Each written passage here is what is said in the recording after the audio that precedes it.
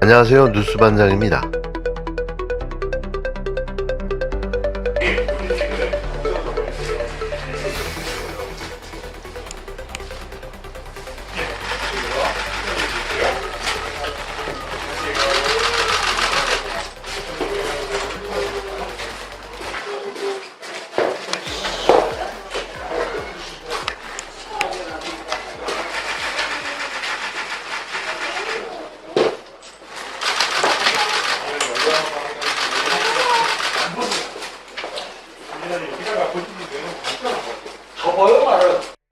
내란을 기도하고 헌법을 짓밟은 자가 투표소의 모습을 드러냈는데요. 본인도 떳떳한 국민이라며 주권을 행사하겠다는 겁니다.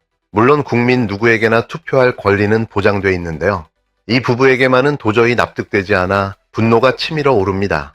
헌법을 유린하고 국민의 권리를 짓밟으려 했던 자가 이제 와서 자신의 권리를 당당하게 행사하겠다고 나선 건데요. 그 뻔뻔함이 참으로 기막힙니다. 더구나 그 옆에는 국정농단의 핵심 인물로 지목되고 있는 김건희가 함께 있었는데요. 비선 실세들과 연결돼 국고를 유용했다는 의혹을 받는 당사자입니다. 김건희는 도이치모터스 주가 조작, 건진법사, 캄보디아 사업 비리까지 수많은 의혹을 받고 있는데요. 그런 인물이 윤석열과 나란히 투표소에 등장한 모습은 국민에 대한 조롱으로밖에 보이지 않습니다. 자격이 있는 걸까요? 국민의 권리를 박탈하려 했던 자들이 국민의 권리를 들먹이며 투표장에 들어선다는 게 가능한 일일까요? 참으로 아이러니한 현실인 거죠. 헌법을 파괴하고 민주주의를 위협했던 이들이 아직도 국민이라는 이름을 입에 올린다는 것 자체가 충격인데요. 이 장면은 윤석열 정권 아래 대한민국이 얼마나 무너졌는지를 보여주는 상징입니다. 이제는 법과 정의가 응답해야 할 시간인데요. 국민을 속이고 국가를 농단한 자들은 반드시 법의 심판대에 서야 합니다. 하루라도 빨리 이들이 법적 책임을 지는 날이 와야 하는데요. 그래야 다시는 저 얼굴을 공적 공간에서 마주하지 않게 될 테니 말이죠. 국민의 신뢰를 짓밟은 만큼 그 대가 역시 단호하게 치러야 하는데요. 헌정질서 회복은 이들에 대한 처벌과 단죄 위에서만 가능하다는 걸 잊지 말아야 합니다. 그런데 말입니다. 이런데도 잊직하시겠습니까? 리박스쿨은 그냥 구성원 중에 여러 수십 개 단체 중에 하나에 불과하다는 것으로 어제 저희가 이제 연결고리 중에 하나에 불과했다는 거 아니에요? 그러니까 민주당 해산본부 트루스코리아라는 데를 이제 자매 단체를 공개를 했는데 이런 게 그냥 수십 개 있다고 보시면 돼요. 트루스코리아는 그 서울대였던가? 아니요. 그냥 이런 분들이 제가 이놈이 그놈이고 저놈이 그러니까 10명 안짝으로 해가지고 거기서 거긴데 수십 개의 단체를 만들고 어떻게든 이제 뭐 자유기업원이랄지 예를 들어 5명이 50개를 만든다든가 그런 식으로 그런 식인데 이제 이게 이제 주로 MB 때 국정원 댓글 도작에 협조했던 사람들이 지금 다 윤석열 정권에서 살아나서 만들었다고 그랬잖아요. 저거 이제 제가 하나 걱정이 뭐냐면 지금 서울경찰청 한 개 팀이 수사를 하고 있더라고요. 저희한테 이제 자료 수사 협조 요청이 왔는데 제가 어제 밤에 해줬습니다. 저희 취재 자료 일부를 줬어요. 왜냐하면 경찰이 뭐 수사를 해야 되는데 아무것도 모르니까 그래서 저희가 줬는데 이거는 경찰 한 개 팀이 할 수 있는 일이 아니에요. 지금 이 상황을 현실 파악을 잘 못하고 있는 거예요. 이거를 사이즈를 뿌리까지 찾아내서 다 진짜로 박멸하려고 하면 특별수사팀이 있어야 됩니다. 특수본이 네, 그러니까 경찰이 열심히 하고 급하게 하고 싶은 건 알겠는데 이 정도 사이즈로는 이거 해결 못합니다.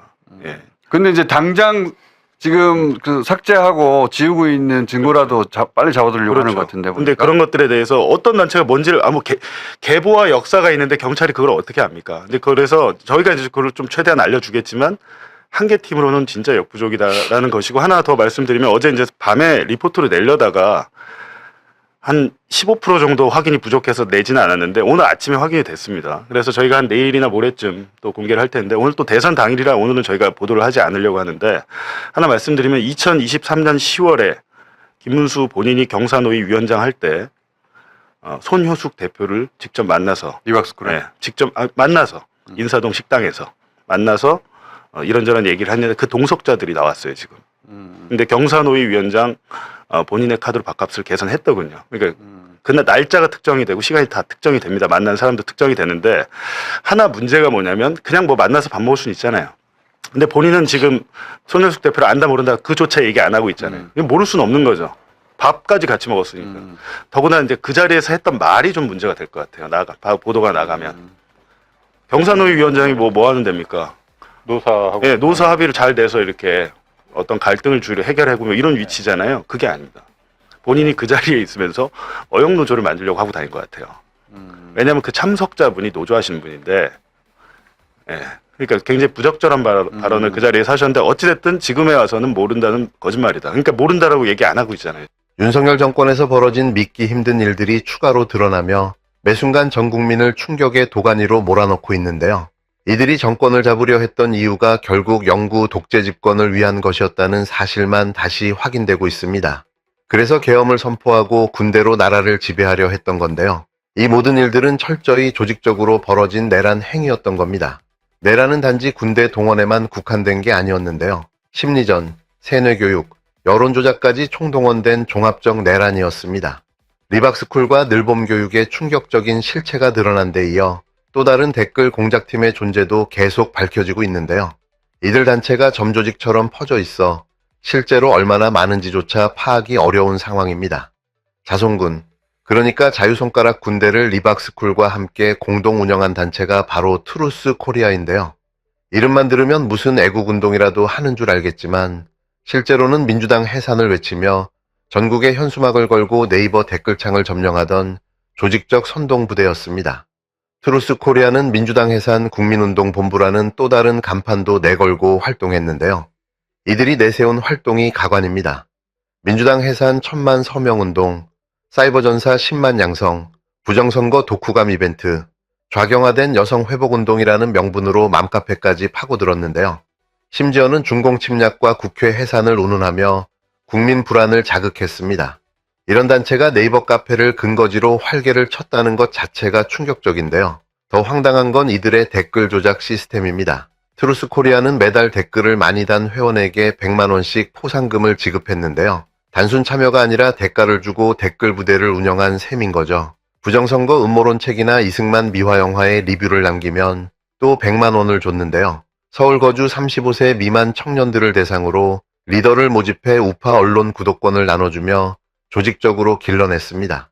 더 충격적인 건 이 청년 리더들이 뉴스타파가 잠입한 자손군 카톡방의 핵심 멤버들이었다는 사실인데요.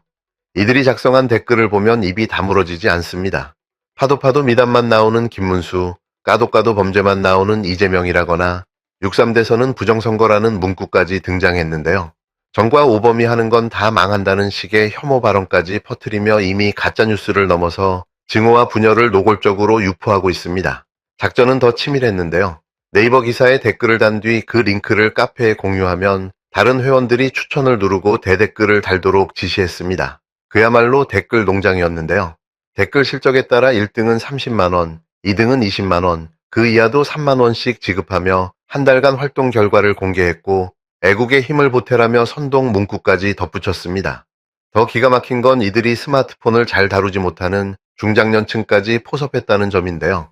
시니어 파워 폰잘교실이라는 프로그램을 운영하며 택시 앱을 가르쳐주는 척하면서 댓글 작성 추천 누르기, 대댓글 달기 등을 교육했습니다. 세대 간 갈등과 혼란을 악용해 중장년층을 댓글 공작의 도구로 삼은 건데요. 이건 민주주의에 대한 정면 도전입니다. 트루스 코리아 대표 정부영은 공개적으로 민주당 해산을 위한 이슈 파이팅을 해야 한다고 밝혔는데요. 보수단체들을 하나로 모아 데이터베이스를 통합하고 모든 사람들을 네이버 카페로 끌어들이자는 전략까지 세웠습니다. 이쯤 되면 그냥 사이버 테러 조직이라 불러도 무방한 수준인데요. 더 심각한 건 이 모든 정황 뒤에 윤석열 정권의 그림자가 어른거린다는 점입니다. 뉴스타파 취재에 따르면 리박스쿨과 트루스 코리아의 댓글 공작 활동에 윤석열 정권이 직간접적으로 관여한 정황이 드러나고 있는데요.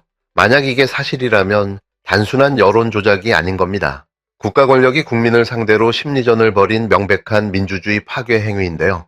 윤석열 정권은 그동안 언론 장악, 검찰 동원, 공영방송 파괴에 이어 이제는 댓글 부대까지 동원한 겁니다.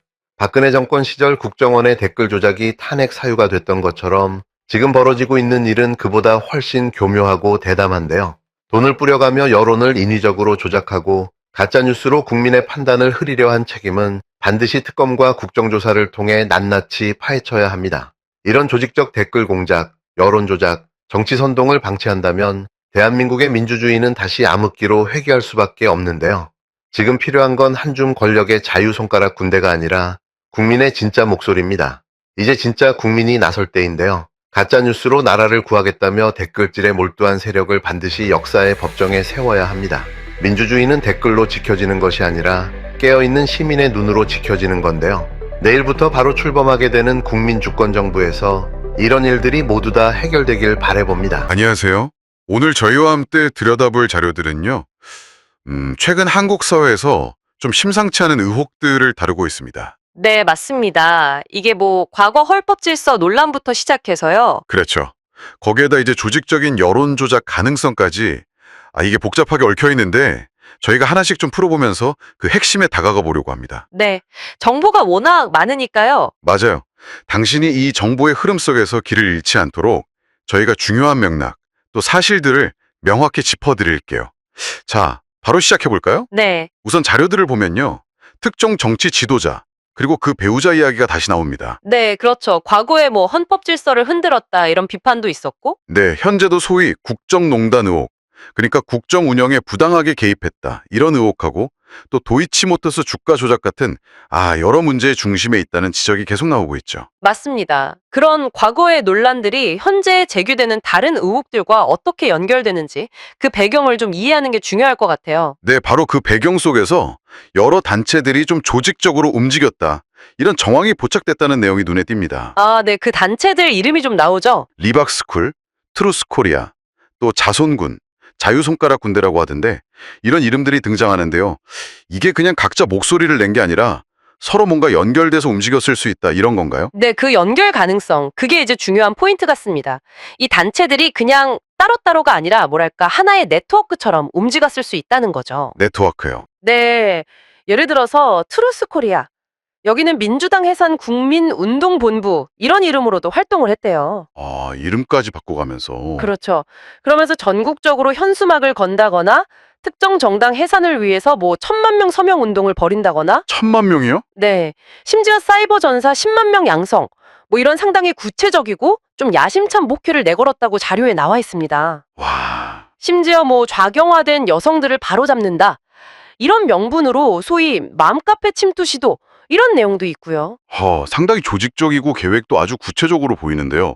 그러면 이들이 실제로 여론에 영향을 주려고 썼다는 방법들, 이건 어떤 게 언급되나요? 역시 포털 댓글 관리 이런 건가요? 네, 맞습니다. 그게 핵심인 것 같은데요. 자료를 보면 방법들이 꽤 체계적이에요. 체계적이요? 네.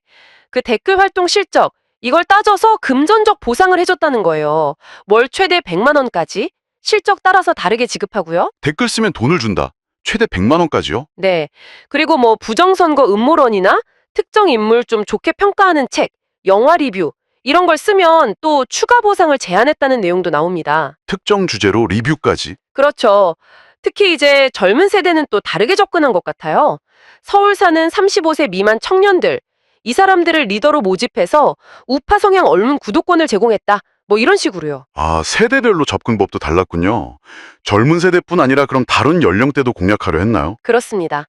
그게 또 흥미로운 지점인데요. 스마트폰 사용이 좀 서툰 중장년층, 이분들을 대상으로 시니어 파워폰잘 교실 뭐 이런 프로그램을 운영했다는 거예요. 폰절 교실이요? 네. 택시 앱 사용법 같은 뭐 생활 정보 알려주면서요.